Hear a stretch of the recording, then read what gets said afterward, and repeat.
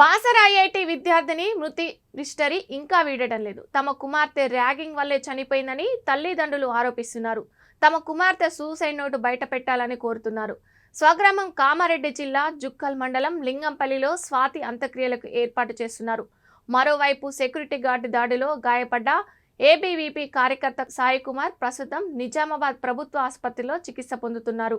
ఇదిలా ఉంటే నిజామాబాద్ జిల్లా ఆర్మూర్ నియోజకవర్గంలోని ఆర్మూర్ మున్సిపల్ పట్టణ కేంద్రంలోని పెరికెట్ ఏరియాలో మున్సిపల్ 7వ వార్డు తిరుమల కాలనీకి చెందిన పూరి రవీందర్, ఉజ్వల దంపతుల కుమార్తె బాసర త్రిబుల్ ఐటీలో సెకండ్ ఇయర్ చదువుతున్న స్వాతి ప్రియ ఆదివారం రాత్రి హాస్టల్ గదిలో ఫ్యాన్కు ఉరేసుకొని ఆమె సూసైడ్ చేసుకోవడంతో కలకలం రేగింది. బాసర నుంచి దసరా దీపావళి పర్వదినాల సమయంలో కూడా స్వాతి ప్రియ ఆర్మూరులోని పెరికిట్లోకి వచ్చి కుటుంబ సభ్యులతో సంతోషంగా ఉందని, వారి కుటుంబం ఇటీవల కొనుగోలు చేసిన స్కూటీపై కూడా స్వాతి ప్రియ డ్రైవింగ్ చేసిందని ఆ ఏరియా కాలనీవాసులు తెలిపారు.